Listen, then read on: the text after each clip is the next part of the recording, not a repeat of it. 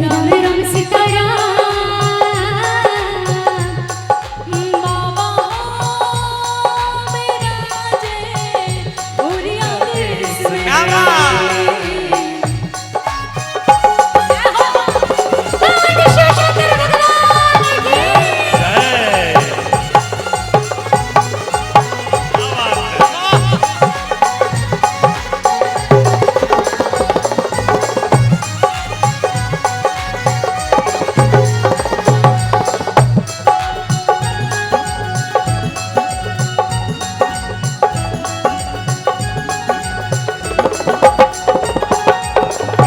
के मंदिर वह शिव के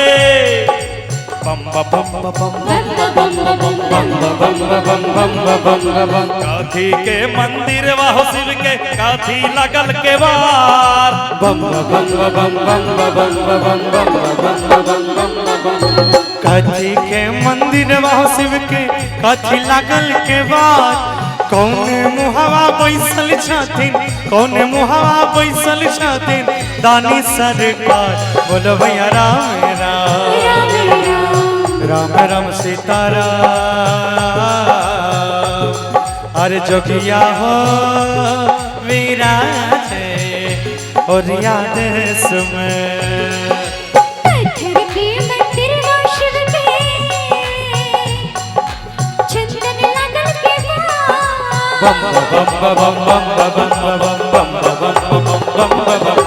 पत्थर के मंदिर मौसे के लगल के बाद पूरब मोहे कैसन छठन पूरब मोहे कैसन छठन तारी सरे तोर बोल भैया राम राम राम राम सीताराम हरि जोगिया हो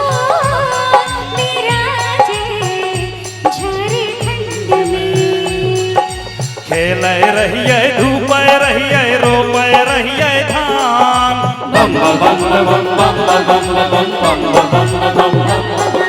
खेल रहिए धूप रहिए रोप रहिए धान मोने मोन विचार रहिए मोने मोन विचार रहिए जय भय बाबा धाम बोलो भैया राम राम